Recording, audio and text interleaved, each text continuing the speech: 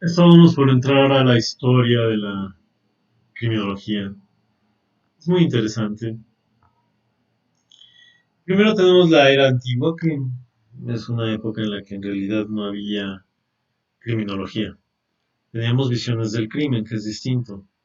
Pueden tomar la Biblia y en cada página van a ver crímenes de todo tipo. Y va a haber leyes. Y pueden tomar otros libros, pero pueden ver cómo se veía en la antigüedad el crimen. Básicamente todo nos lleva a que Dios es la causa de el crimen. Existe el arrepentimiento. Las confesiones de Agustín tienen unas cosas encantadoras. Al leerlo podemos ver ahí el arrepentimiento y aquí tenemos una frasecita que dice, ¿qué pecados realmente no pude yo cometer, yo que amé gratuitamente el crimen?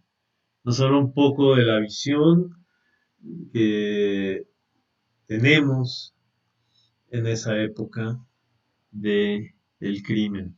El crimen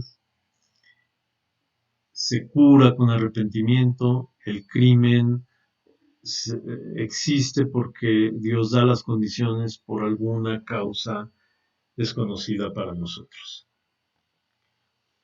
Bien, eso dura muchos siglos. No vamos a entrar en la historia de la visión de la criminología de la época clásica griega o la época romana. Nos vamos a dar un gran salto, tampoco a las culturas orientales y todo eso, porque eso ya sería más bien un estudio del crimen más profundo y aquí lo que queremos dar es un contexto de por qué surgió la criminología ambiental. Entonces lo que decimos, el crimen está en el cielo, en la primera época. Lo que hace la época moderna, los clásicos de la criminología, Montesquieu, Beccaria, los enciclopedistas, es bajarlo a la tierra. Es un gran avance. No, el crimen no está en el cielo, el crimen está en la tierra. Y empiezan a hacer observaciones realmente brillantes. No tenían el contexto, son personas hipercreativas que tratan de entender un problema tan complejo sin tener herramientas para ello y ellos mismos generan las herramientas. Eh, Beccaria no, analiza las penas y empieza a ver cómo en aquella época eh, se le castigaba igual a un niño que a un adulto, igual a alguien que había tenido motivos que a alguien que no. Howard hace la geografía del dolor, donde sitúa en sus recorridos, pero podemos llamarle mapas, aunque no son propiamente mapas, pero hace una geografía del dolor al visualizar dónde están las prisiones y cómo se vive en ellas un sufrimiento a veces mucho mayor al sufrimiento que infirió el ofensor sobre la víctima. Montesquieu también hace distintas aportaciones y Benham hace el utilitarismo, funda el utilitarismo y nos muestra también algo que todavía hoy se utiliza, que es el panóptico, que es decir, bueno, en las cárceles, que son una reproducción de lo que vemos en la sociedad, podemos mostrar un ambiente mejor si la gente se autovigila. Entonces hace un diseño arquitectónico circular, como el que vemos en la pantalla, en el cuadro, donde hace que los prisioneros incluso vigilen a los prisioneros. Entonces dice, bueno, si todos se vigilan, vamos a disminuir los actos que no queremos ver de agresión, de violencia. Después de todos ellos, viene la escuela cartográfica, que con recursos ya matemáticos empiezan a hacer mapas por primera vez del crimen. Ya no son los mapas de Howard, que son mapas de itinerarios más bien, y empiezan a encontrar cosas interesantes que Telet y Carey, que son matemáticos, comienzan a ver relación entre los crímenes a la propiedad y la educación. Aquí vemos, ¿no? La educación casi es el negativo de crímenes a la propiedad. En cambio, contra la persona siguen otro patrón. También por esa época salen las leyes de las estaciones, en la que se ve que en primavera hay más crímenes sexuales, en el invierno hay más crímenes patrimoniales, y en el verano las personas.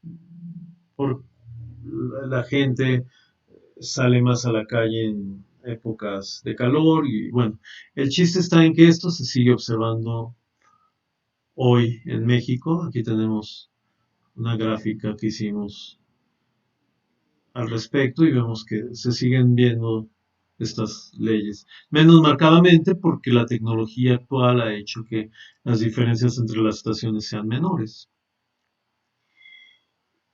También en el siglo XIX ocurren los estudios de John Snow epidemiológicos, donde logra mapear el cólera en Londres y relacionarlo con las fuentes de infección, generando un logro impresionante en la epidemiología, en la geografía y en las instituciones, porque logra que la iglesia asuma los principios científicos, el descubrimiento y declare una cuarentena, lo cual hace que deje de haber víctimas en esa pandemia.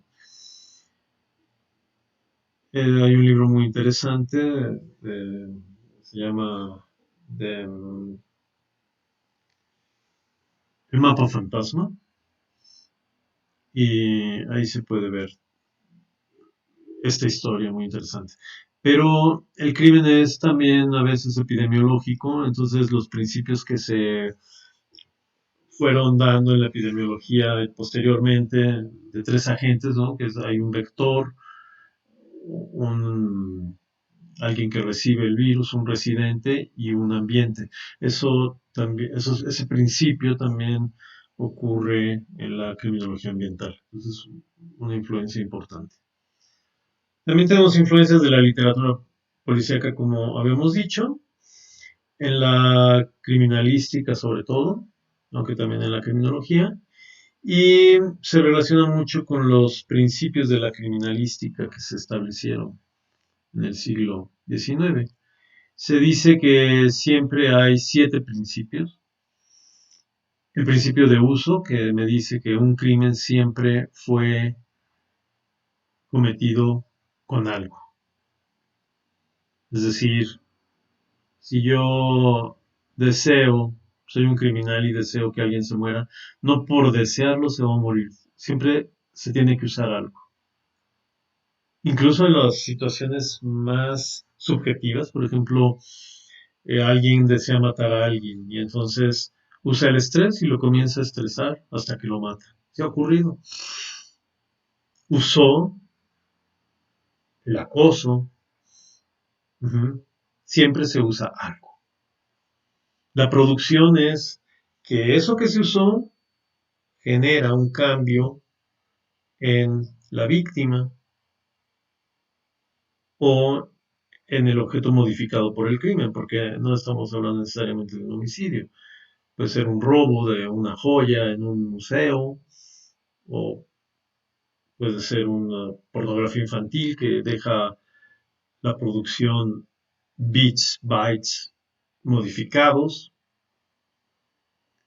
El intercambio se refiere a que en la producción hubo un intercambio entre la materia, no necesariamente física, ¿no?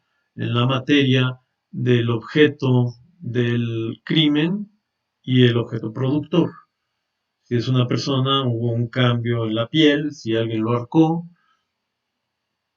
dejó marcas. Si es un robo, dejó huellas, es decir, dejó grasa el agente productor y se llevó polvo. La correspondencia significa que ese intercambio de materia va a coincidir en el agente productor y en el objeto. Si es físico, si son huellas van a embonar, si son hechos van a coincidir las fechas. La reconstrucción significa que puedo examinar todas estas correspondencias y saber cómo ocurrieron las cosas. El principio de probabilidad es que muy posiblemente, casi seguro, si las cosas al reconstruirlas corresponden en el intercambio de la producción del agente usado y el agente modificado, lo más probable es que ocurrió lo que estamos pensando. Y certeza, pues es estar seguros y llevarlo al plano jurídico. Bien, también tenemos la sociología criminal como una de nuestras fuentes. Y hay una persona muy importante que se llama Durkheim, que nos permitió hacer muchas reflexiones que hoy sirven a la criminología. Durkheim estudió el suicidio en su libro del mismo nombre y ahí vio primero que las estadísticas nos van a dar cosas que no nos da la pura reflexión. Les pregunto, ¿el suicidio en qué época del año creen que ocurra con mayor frecuencia? En unos segundos, o párenle ahí. La mayoría de la gente va a decir que en invierno. Y cuando vemos tardes de invierno, que la gente parece gris, sobre todo quienes viven en lugares donde las estaciones son marcadas. En la Ciudad de México sí existen diferencias, pero no tantas. Pero imagínense un invierno ruso, pues es algo muy propiciante de suicidio según las apariencias. Bueno, Durkheim descubrió que no, que la primavera es cuando más suicidios ocurren. ¿Y cómo lo supo? Pues haciendo estadística. Si esa estadística se hace en México, también. A mí me ocurrió que un amigo muy querido se suicidó y estaba escribiendo justo un artículo sobre el suicidio y fue justo a la entrada de la primavera. Estaba haciendo justo unos mapas de eso y en México se verifica. La época más suicida es la primavera. Entonces aquí vemos por qué. Y bueno, es muy lógico. El planteamiento de la anomia, que es el concepto que acuña Durkheim, nos dice que nos lleva a pensar que las personas, cuando están muy tristes en, en la primavera, ven a las otras personas felices y como la tristeza es algo relativo, se multiplica esa tristeza. Realmente de la tristeza no se desprende el suicidio, es un proceso más complicado.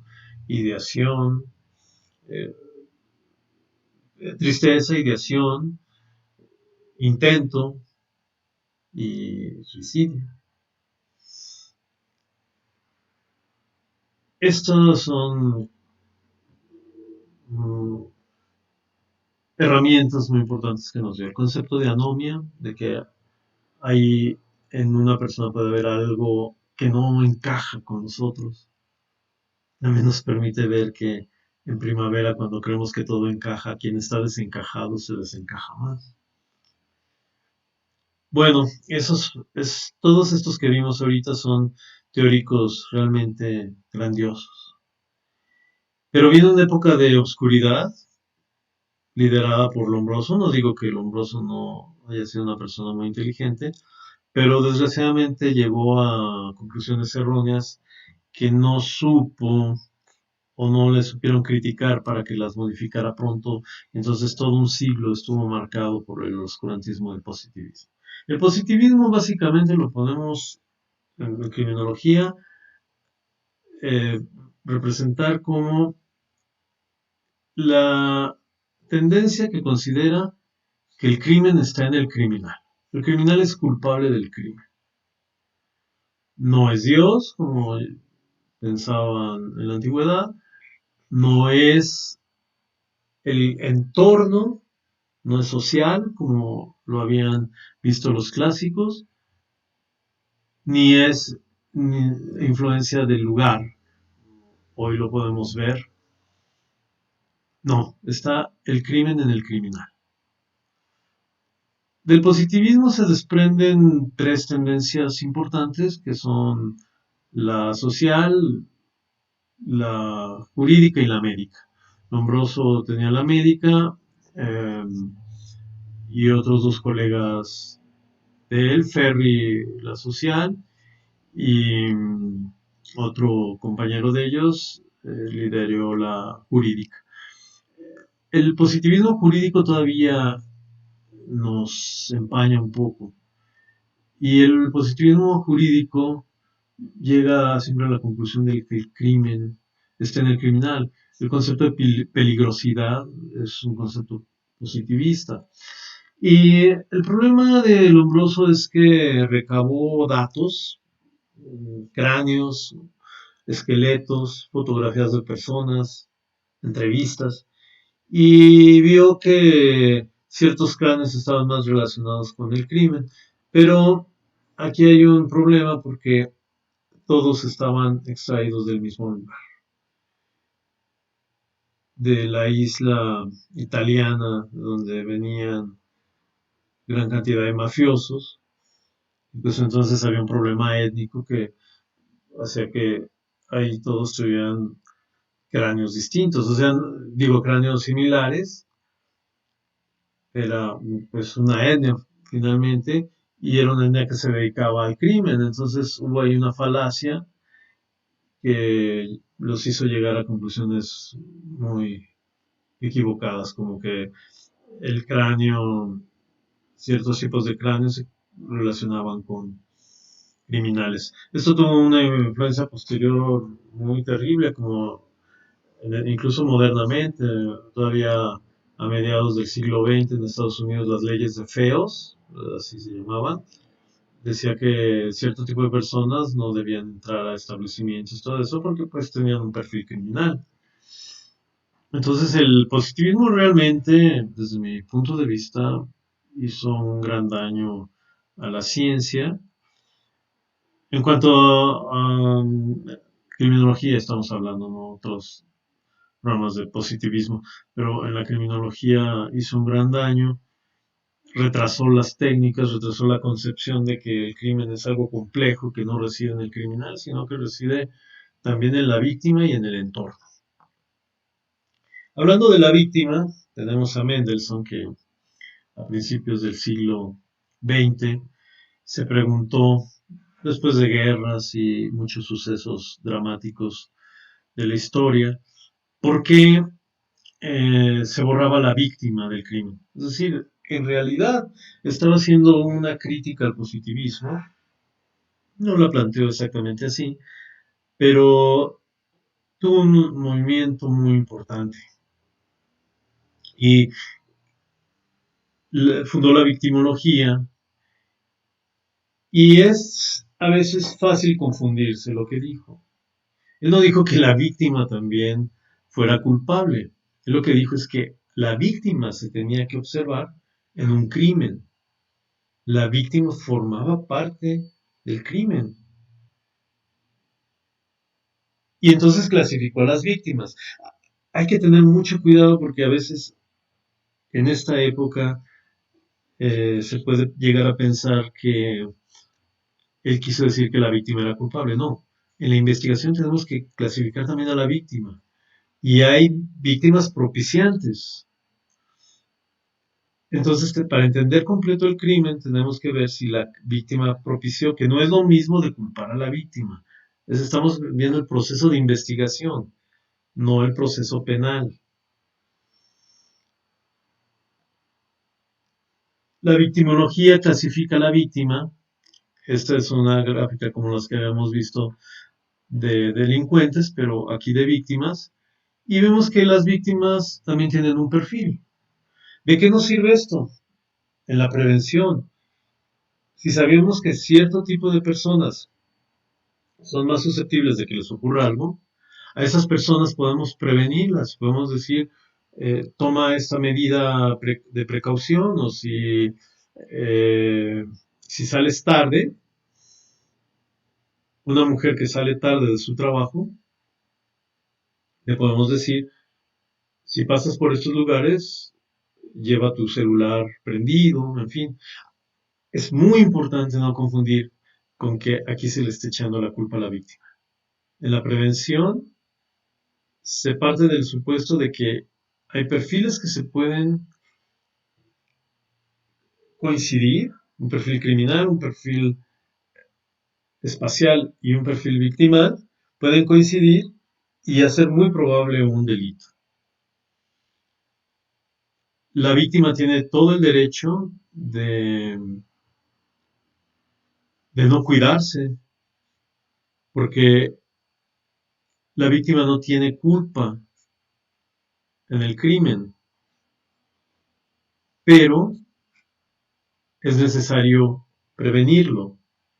Entonces la criminología aporta datos para entender por qué una víctima puede tener mayor probabilidad y también en la solución de casos podemos establecer para cierto tipo de criminales qué víctimas son favoritas y entender más la prevención. Recuerden no confundir con que la víctima sea culpable. Es una crítica a veces que se hace a la victimología que no es justa. No, la victimología no busca culpar a la víctima, busca identificarla, clasificarla para atenderla. Aquí vemos otros casos, ¿no? El adulto joven suele ser más víctima de cierto tipo de armas. El anciano es más susceptible de ser víctima de arma blanca. ¿Por qué? Porque el criminal dice, voy a matar a un anciano, no necesito una pistola, con un cuchillo o con la mata viejitas, basta con un gancho. Eh, en cambio, al enfrentamiento con un joven, pues se requiere más un arma de fuego, ¿no? Más de lo mismo. Una mujer es más fácil que sea víctima de un cuchillo también. Pasa más o menos lo mismo que el anciano, al ser identificada con una persona con menor fuerza por el criminal. No estoy diciendo que sea de menor fuerza, por el criminal. Entonces se arriesga menos, hace un proceso económico de mayor beneficio para él a menor costo. En cambio, hombres, pues tienden más a morir por armas largas, cortas pero más largas, y ametralladoras. Prácticamente no hay mujeres que sean víctimas de ametralladoras. Bien, eh, para el siguiente video veremos la escuela de Chicago. Empezaremos con la escuela de Chicago, lo cual implica que ya empezamos a aterrizar en lo que es el la criminología ambiental.